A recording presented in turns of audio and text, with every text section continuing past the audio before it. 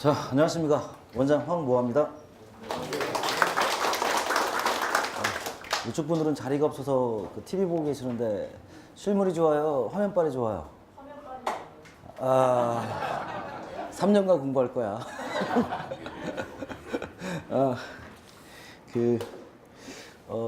관리사가 많이 어렵죠. 그래서 아무튼 관리사 입문하신 여러분 정말 축하드리고요. 저희 행정팀에서 이제 상담하기 어렵다고 해서 제가 한 2주 정도 지금 내려와 있거든요. 근데 상담 중에 저도 황당한 상담이 많더라고요. 제일 많은 상담이 뭐냐면은 제가 과연 관리사를 붙을 수 있을까요? 그걸 내가 어떻게 알아? 우리는 뭐라고 상담해야 돼요? 붙을 수 있을 겁니다 하면서 사기를 치지. 근데 대부분 도전하는 분들이 뭐냐면은 붙을 수 있을까라는 걸 상당히 물음표를 많이 해요. 정말 죄송하지만은 한 3년째 와서 상담만 받고 계시는 분이 있어요. 3년째. 개강 언제 하고 또 가고 또 개강 언제 하고 낯이 있더라고요. 그분 이제 올해 등록할지 안 할지는 모르겠는데 뭐만 해 이분들은요. 가늠. 붙을 수 있을까 없을까 계속 퀘션 마크만 찍고 있는 거죠. 그래서 오늘 여러분에게 꼭 드리고 싶은 얘기는 뭐냐면 제목 보이시나요? 큰 목소리 같이 한번 읽어볼게요. 시작. 자, 더 큰 목소리 시작. 조지 버나드 쇼라고 노벨 문학상 타신 희극 작가예요.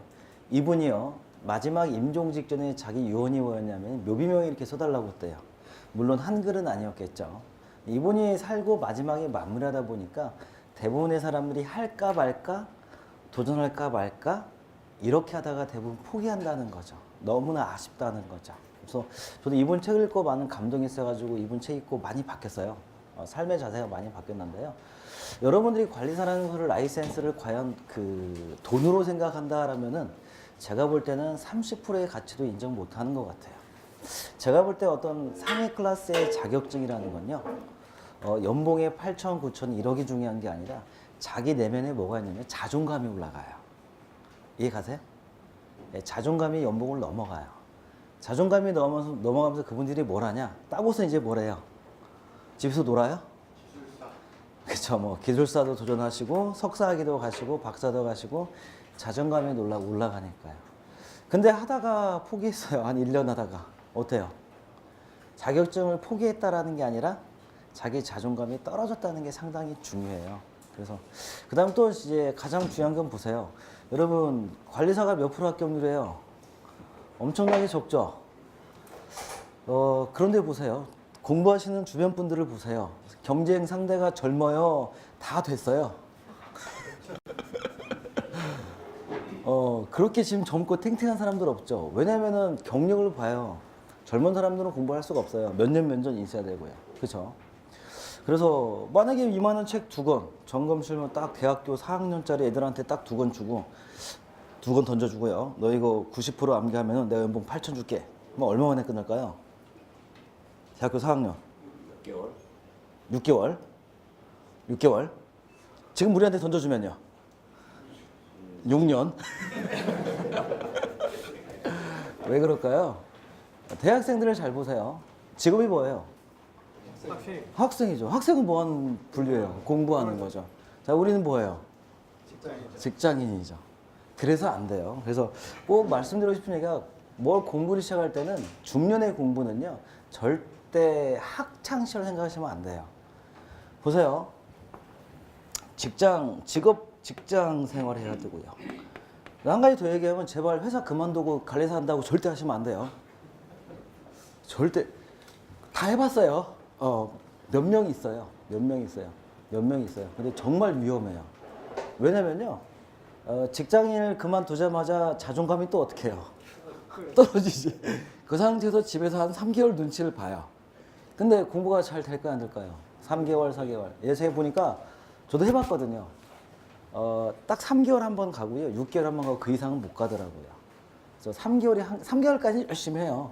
눈치 보면서 스트레스 받아서 더 받죠. 그래서 놀면서 8시간보다 회사 다니면서 3시간이 더 달콤하더라고요. 그거 꼭 명심하시고요. 그래서 마지막에 그만둘 때는 저번에 59점에 정말 안타깝게 떨어졌다. 근데 이번 시험이 3달 남았다. 그 정도만 한번 해보라고 해요. 근데 저번에 39점 나왔다. 근데 갑자기 회사를 때려친다. 이건 회사를 때리고 치고 싶은데 핑계거리가 어떻게 해요? 얘한테 붙는 거예요. 절대 이런 거 하지 마시고요. 직장 생활 해야 되고요. 그 다음에 가정 생활 해야 되고요. 그 다음에 가족, 주변 생활도 해야 되고요. 또 취미 생활도 해야 되고요. 그 다음에 음주도 해야 되고요. 가무도 해야 되고요.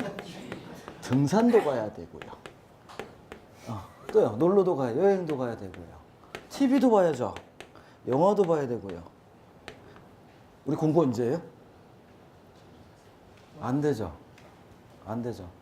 그래서 동영상 보다가 대부분 실패하는 요인들이 뭐 때문에요? 여기에 매몰돼 버려요. 그래서 학원에서 가르쳐 주는 게 그렇게 큰 거 아니에요. 그냥 하고 나서 뭐 하시냐면요. 선생 얼굴 한번 보고 옆에 사람 보니까 아, 새끼 되게 열심히 하네. 갑자기 훅. 이런 게 뭐냐면 그냥 리셋이에요. 저는 정말 관리사도 독학하시면 독학에서 붙은 분 봤어요. 개술사도 독학에서 붙으신 분 봤어요. 물어봤죠. 어떻게 했냐고 물어보니까요.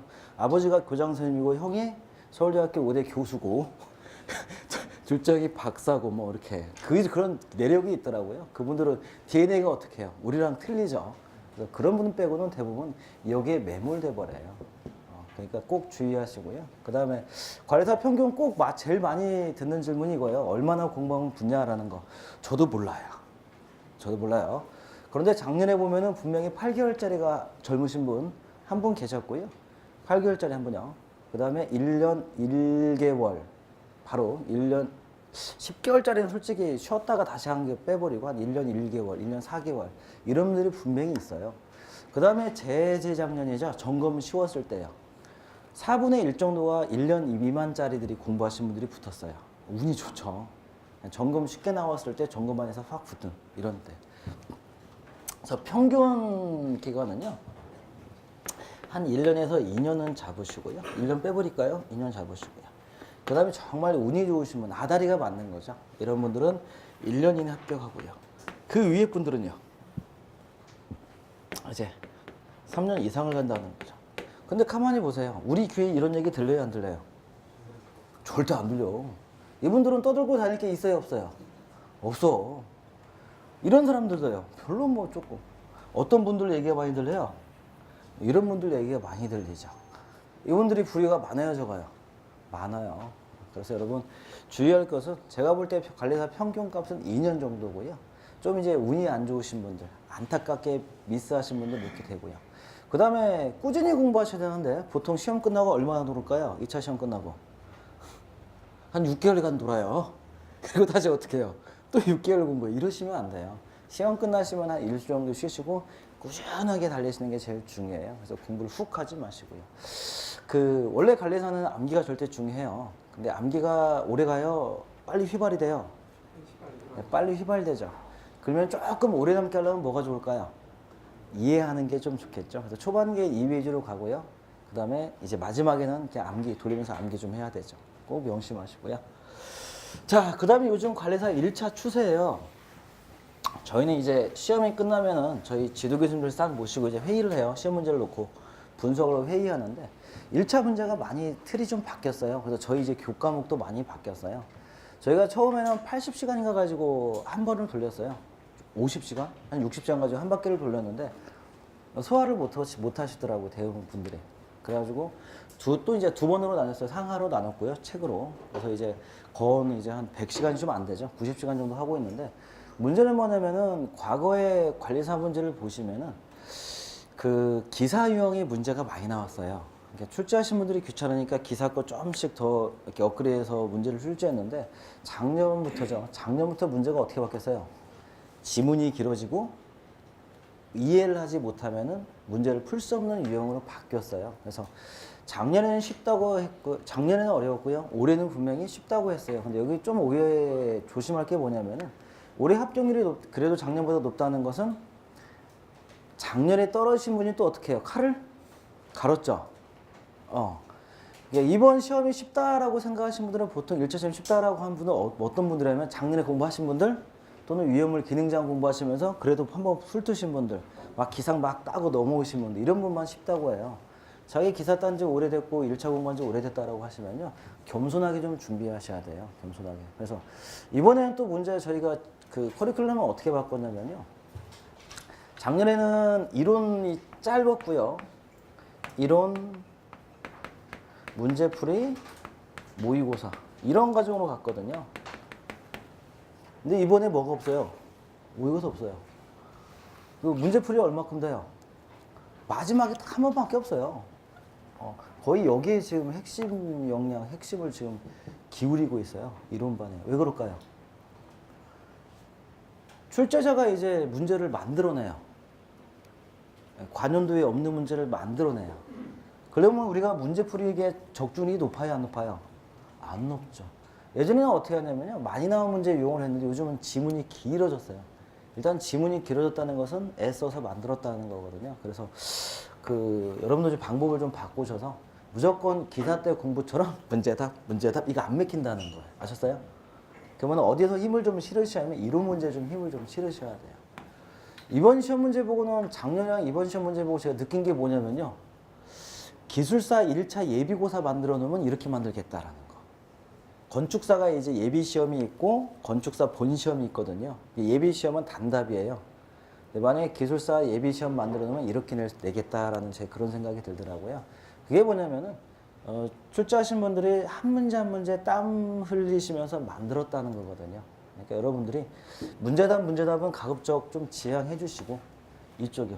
이론 개념 파악에 좀 해주세요. 그래서 이론 개념 파악하다 보니까 기사 선생 가지고는 안 되거든요. 관리사도 안 되거든요. 그래서 저희 지금 기술사가 한 10분 정도가 지금 준비하고 있어요. 이번 1차반 하려고요. 그래서 아무튼 좀 개념 파악 좀 정확히 하시고요. 뭐 하나 더 할까요? 2011년 존스 홉스키 대학이요. 미국 인류학연구소에서요. 삶이 얼마 남지 않은 호스피스 70세 이상의 노인들에게 질문했어요. 인생에서 가장 후회스러운 일이 뭐냐라고 질문했어요. 답은 많이 엉뚱해요. 세 번째가 배우자에 잘하지 못한 것이 후회스럽대요.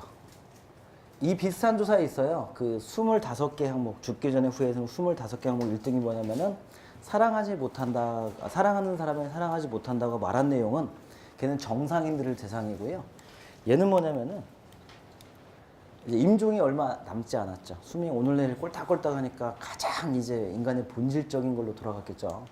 근데 갑자기 배우자가 나왔어요. 이건 배경을 보세요. 오늘 내일 수명이 꼴딱꼴딱 하니까 누가 옆에서 보살펴주고 있어요? 옆집 아줌마? 앞집 아저씨? 배우자가 보살펴주고 있죠. 그러니까 잘하세요. 그 다음에 두 번째는 뭐냐면 공부하지 않는 것이 후회스럽대요. 많이 쇼킹하죠. 전 이거 듣고 깜짝 놀랐어요. 미국 교육 문화는 이런 교육을 시켜요. 공부를 잘하지 못하면 살지 못한다. 맞는 말 같아요? 틀린 말 같아요? 잘 보세요. 어중간하게 말고 빼어나게 잘. 우리 고등학교 시절 돌아가 보죠. 전교 1등, 그 시에서 1등, 구에서 1등. 무슨 대학 무슨 과가요? 서울대, 법대. 하나 더. 의대. 네. 우리나라의 부자예요. 3분의 1이 전문가 집단이에요.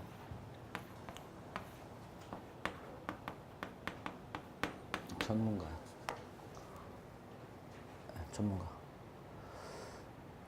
그 다음에 우리 부자는 3대 못 간다는 말이 맞을까요? 틀릴까요? 맞더라고요. 이분들은 보통 연구를 200년, 300년 이렇게 물려주면서 하더라고요. 보통 1대에서 2대 넘어갈 때, 만약에 제가 재벌이라면은 제 부를 우리 아들이 죽을 때 제 부를 유지할 수 있는 확률이 20에서 30%밖에 안 된대요. 그러면은 제 아들의 부를 제 손자가 임종 갈 때까지 유지할 수 있는 확률은 5에서 10%예요. 그러고 보니까 우리 100년 전에 100대 기업 몇 개나 남았어요? 별로 없죠. 네, 우리 50년에도 몇 개 없어요. 7개밖에 안 돼요. 맞죠? 부자는 3대 못 간다는 게 맞고요. 그래서 여기서 집중할 건 뭐냐면요. 지금 금수저 불효하지 마시고 금수저가 3대 지나면 어떻게 돼 있다고요? 흑수저가 돼 있다는 거죠. 근데 더 큰 문제가 발생했어요. 지금 흑수저가 3대 지났어요. 어떻게 돼 있어요? 일회용 수저가 되는 수가 있어요.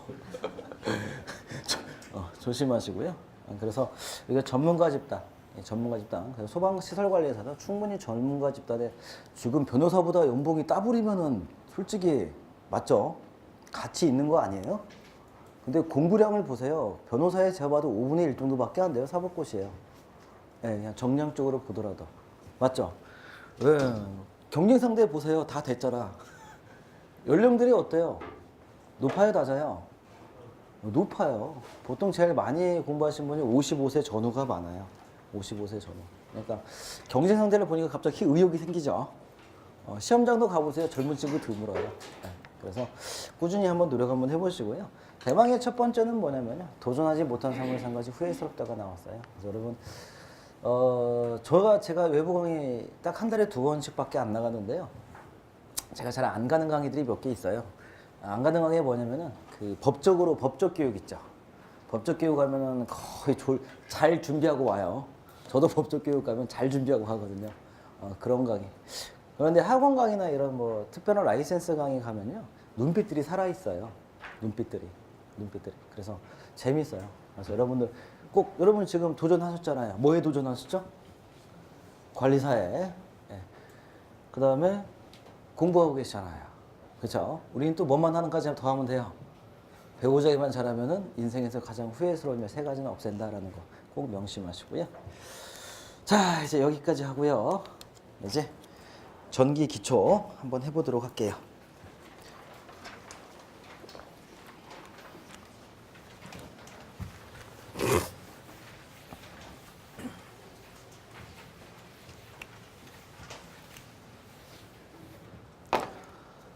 이제 소방은 잡동사니 학문이에요. 그래서 전공자를 찾기가 많이 힘들어요. 지금 이제 30대 초반 정도 됐을까요? 소방학과 막 졸업생들이. 소방을 보세요. 처음은 가장 기본적으로 화학. 그죠? 그 다음에 전기, 기계. 그 다음에 건축. 그 다음에 공인중개사. 아닌가? 알아서 주택관리사도. 네. 이런 희한한 학문들이 모이다 보니까 자기 주종목에서는 조금 힘써도 타 종목 가면 힘이 없어요. 그래서 소방시설관리사, 기술사들 준비하시는 분을 보면은 전공자 찾기가 많이 힘들어요. 제가 보니까 10명 중에 한두 명밖에 없어요. 실무하시는 분들이요. 업역 자체도 그렇게 막 크지는 않고요. 네. 그래서 이제 좀 한 10년, 20년 지나면 이제 소방학과 전문가들이 좀 나오겠죠. 똘똘 뭉친. 그래서 제일 여러분들이 어려워하는 게 뭐냐면은 전기하고 유체역학이죠. 특히 유체역학 같으면 전기보다 2~3배 많이 해야 돼요. 왜 그럴까요? 설계 시공에서 계산 문제가 나오니까 그러는 거죠. 그래서 조금 어려운 전기인데요. 저는 전기를 여러분이 뭐 파악하려고 안 봐요. 근데 이제 여기서 좀 쉬운 거냐, 전기 전공하신 분들이죠. 많은 이득 얻죠. 근데 이분들도 유체역학 넘어가면 힘들어요. 걱정하지 마세요. 그래서 전기 기초이론인데요. 전기 쪽은 우리가 1차 범위밖에 나오지 않기 때문에요. 그냥 꽈락만 변하면 돼요. 꽈락이요. 그래서 어떤 분은 그냥 포기하고 한 줄로 그으면 안 됩니까? 라고 하는데 절대 안 돼요. 그래서 꽈락 면하기 작전 한번 들어갈 때 전기에서 이제 그 2위주 공부를 하신 분들이 있거든요. 2위주. 이분들이 이제 전기 개념을 못 잡다 보니까 많이 어려워서 이런 기초 개념 강의 한번 해보도록 할게요. 자, 첫 번째 전기의 어떤 가족의 구성을 볼게요. 전압, 전류, 저항 이 3가지가 있고요. 이 3가지가 어떤 메커니즘으로 움직이는지를 좀 알아야만이 우리가 전기를 이해할 수가 있어요. 자, 건전지 볼게요. 건전지 이렇게 보니까요. 우리 시계 넣는 건전지는 몇 볼트짜리죠? 1.5V짜리고요. 자, 1.5V짜리 가지고 이렇게 해서 램프를 켰어요. 뭐 램프에서 어떻게 해요? 빛이 나오는 거죠.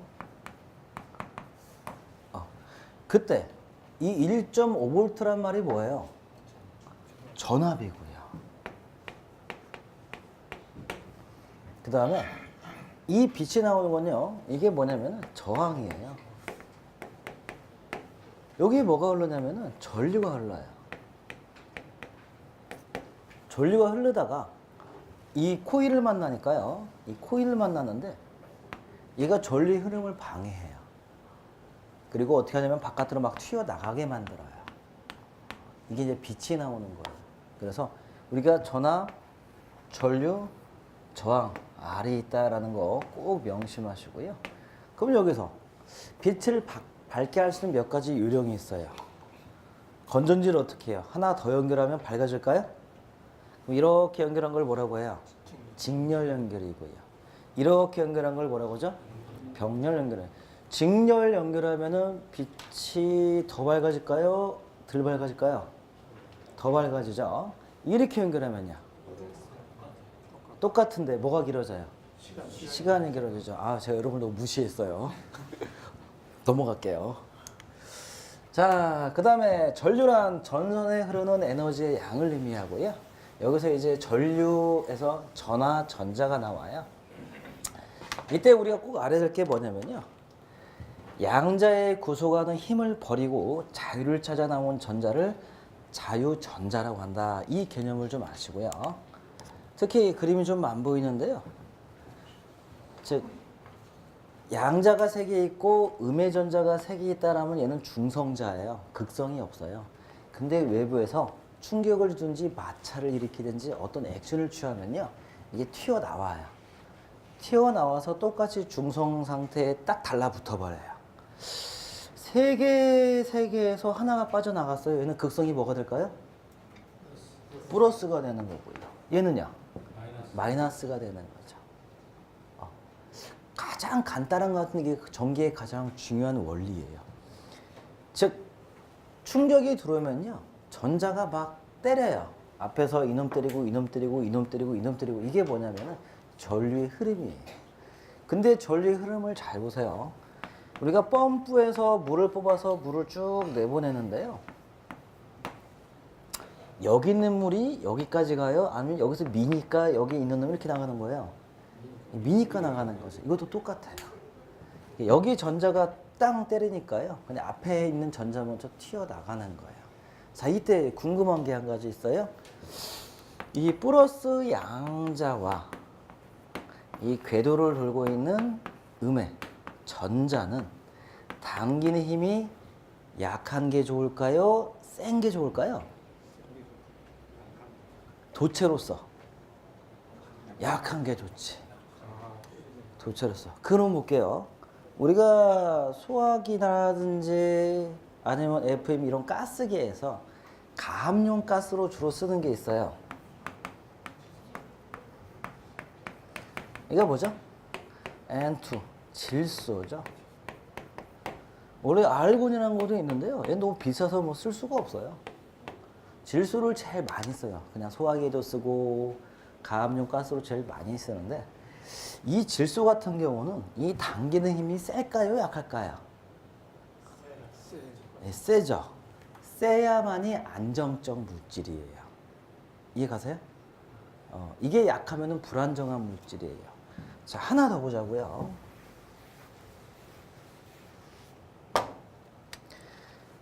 H2O예요. H2O가 뭐죠? 물이죠. 제가 여러분을 계속 무시하고 있어요, 지금.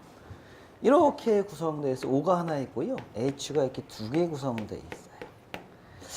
이놈은 당기는 힘이 센 편일까요? 약한 편일까요? 얘는 안정적이에요? 불안정적이에요?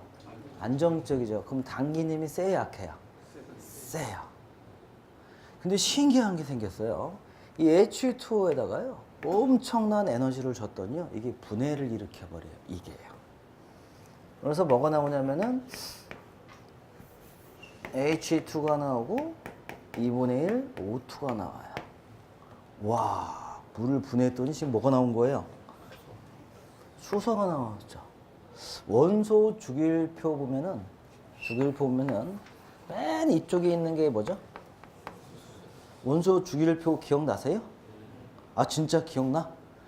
52세 먹은 아주머니가 술 한잔 드시니 자기 기억난대요. 지금 노래를 부르더라고요. 캔디 노래에다가 섞어가지고 딱 질문했어요. 화학 선생이 총각 남자였지? 그리고 그 전교생은 다 외우고 다닌다 이걸. 수리나카 어쩌고저쩌고 하잖아 지금. 맞죠? 이놈은요 제일 가볍고요, 폭발 범위가 제일 크고요, 제일 위험하고요, 제일 에너지도 세고요, 열도 많이 발생시켜요. 그래서 우리가 수소폭탄이라고 많이 하잖아요. 위험하다라는 거죠. 근데 문제는요, 물을 전기분해했더니 수소가 나온다는 거예요. 전기분해요. 반대로 볼게요. 이렇게 해버려요. 수소에다가요 공기랑 반응했더니 뭐가 나오는 거예요? 전기가 나오고요. 뭐가 나와요? 물이 나온다는 거죠. 이거 아주 재밌는 공식이에요. 이제 자동차에 뭘 넣으면 돼요? 예, 물을 넣으면요. 물하고 전기 반응하면은 수소를 떼든지 아니면 수소에 현재는 이렇게 가고 있어요. 현재는 수소에다가 산소랑 반응을 일으켰더니 뭐가 나와요? 전기가 나오는 거죠. 이게 뭐예요? 지금 그쵸. 수소, 예, 그냥 수소차라고 하죠. 수소차는 수소를 가지고 연소시키는 게 아니라 전기 분해를 해서 어떻게 해요? 예, 그 전기로 가는 게 수소차예요. 이런 걸 뭐라고 하죠? 연료전지라고 하죠. 예. 그래서 연소하는 게 없어지는. 그래서 아마 차후에는 이렇게까지 나오는 날이 있을 거예요. 물 넣고 이제 가는 날까지. 그래서 물을 이 분해만 쉽게 한다면은 자동차에 물을 넣으면 어떻게 해요? 예, 연료가 나오는 그런 시대에 와 있다. 갈 거다는 거고요. 자, 그 다음에 전류의 흐름 볼게요. 흐름의 어떤 팩터들을 보면요.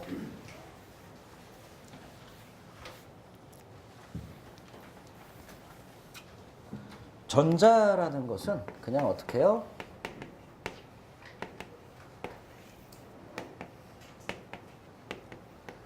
원자가 보유하고 있는 하나의 어떤 그 음의 전자를, 음의 특성을 얘기한다라는 거. 자유전자는 구속을 튀어나왔다. 자, 여기서 좀 나와요. 이 전하라는 말이에요. 전하라는 말. 자유전자가 많이 나왔어요. 자유전자가 많이 나와서 자유전자가 막 계속 이동을 해요. 이 자유전자의 뭉텅이를 뭐라고 하냐면은 얘를 그냥 전하라고 해요. 전하.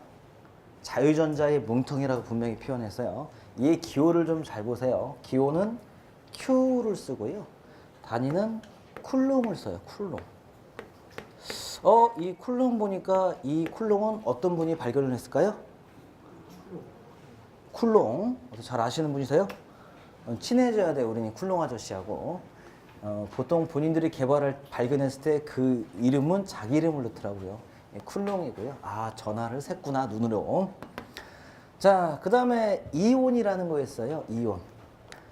이온이라는 거 많이 들어봤죠? 어디서 많이 들어봤죠? 우리 이온 음료 할 때 많이 들어봤죠? 그 이온 음료랑은 전혀 상관이 없어요. 전혀 상관이 없어. 제가 연관점을 좀 찾아보려고 애를 많이 썼는데 그냥 전해질 소금물 들어있는 게 이온 음료예요. 그래서 우리가 알고 싶은 이온이랑은 상관이 없는데요. 여러분들이 이제 현장에 산업 현장 가면은 이런 제품을 많이 보실 거예요. 이오나이저다.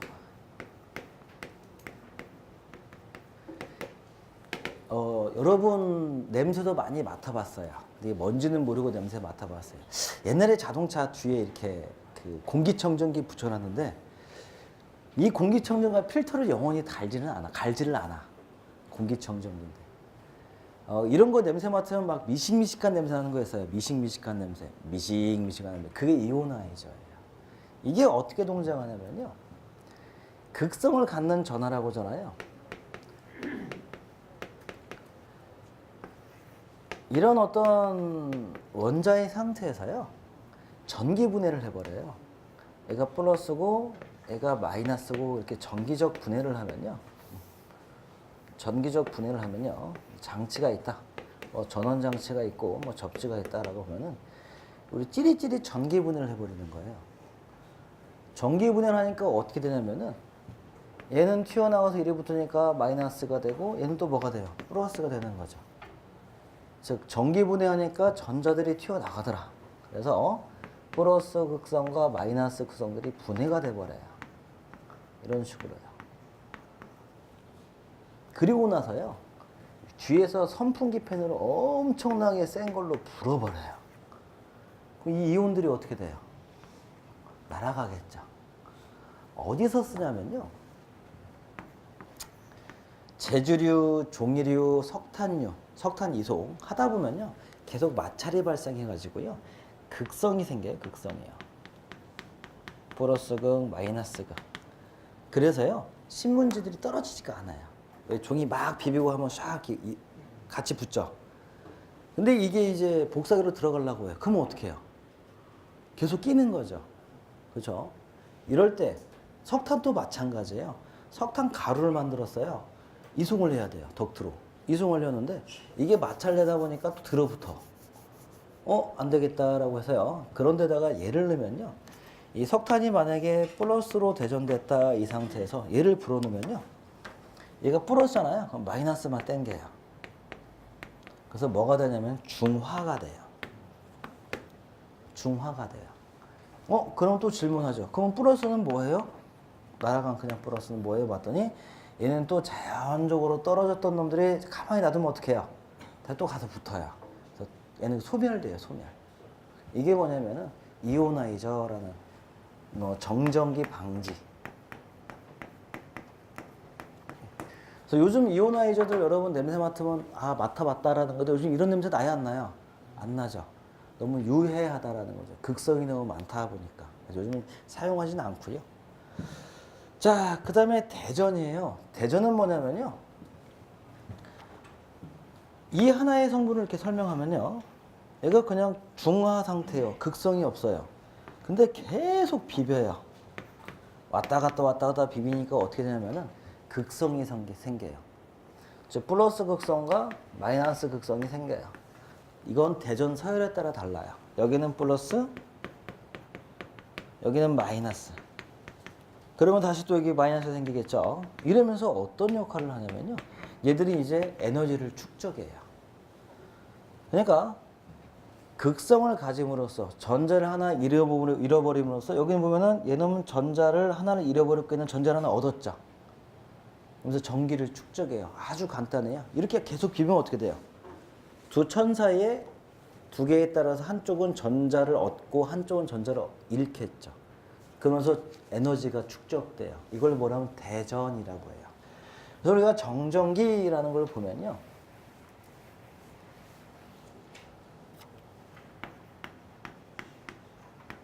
꼭 대전과 방전 이런 개념으로 봐야 되는데 이건 뒤에 가서 다시 한번 설명드릴게요.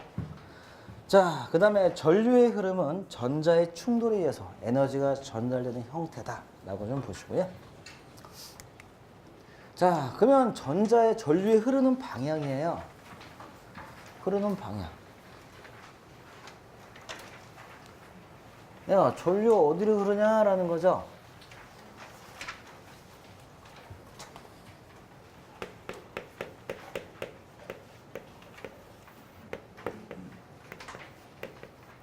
잘 보세요. 얘도 중화된 상태, 아무 극성이 없어요. 그냥 자화되지 않는 아무것도 없는 상태인데요. 이 마이너스가 1이 이동함으로써 얘는 극성이 뭐가 됐죠? 플러스가 됐죠. 얘는 뭐가 됐죠? 마이너스가 됐죠. 자, 그러면 전류는 플러스에서 마이너스로 흘러요? 마이너스 플러스로 흘러요? 그죠. 마이너스 플러스로 흐르는. 갑자기 복잡해지죠. 근데 우리는 과거 관습법이라고 해요. 굴록이라는 분이 전자의 흐름을 현미경으로 아니면 어떤 현상으로 관찰하기 이전에는 여기서 플러스니까 나와서 어떻게 해요? 이쪽으로 갔다라는 거죠. 그래서 야, 옛날부터 했으니까 얘는 그냥 놔두자. 그래서 전류는 어디서 어디로요? 플러스에서 마이너스로 흐른다고 그냥 놔두고 단 전하는 어디에서 정확히 어디로 흐르는 거예요? 마이너스에서 플러스로 간다. 이게 맞아요. 마이너스에서 플러스로 간다는 거. 네. 그래서 이거 헷갈리지 마시고요. 전류가 어디로 흐르냐라면은 어디로요? 그냥 플러스에서 마이너스로. 단 전하의 흐름, 전자의 흐름을 정확히 보려면은 마이너스에서 플러스로 간다. 그 개념만 좀 잡아두시고요. 자, 그 다음에 재밌는 거 나왔어요. 저항이에요, 저항. 저항 재밌죠? 저항은 무조건 안 좋다고 생각하는데 아니에요. 저항이 필요한 부분이 더 많아요. 필요 없는 것보다 필요한 부분도 많아요. 그래서 얘는 10분 정도 쉬었다가 다시 시작하도록 하겠습니다.